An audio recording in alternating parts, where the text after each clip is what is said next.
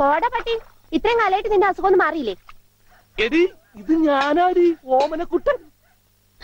അയ്യോ, നിങ്ങളായിരുന്നോ? നീ ഒന്നിങ്ങോട്ട് വന്നേ, വരുമ്പോ ഒരു മുണ്ടും എടുത്തോ. മനുഷ്യന്റെ ഒരു കാര്യം.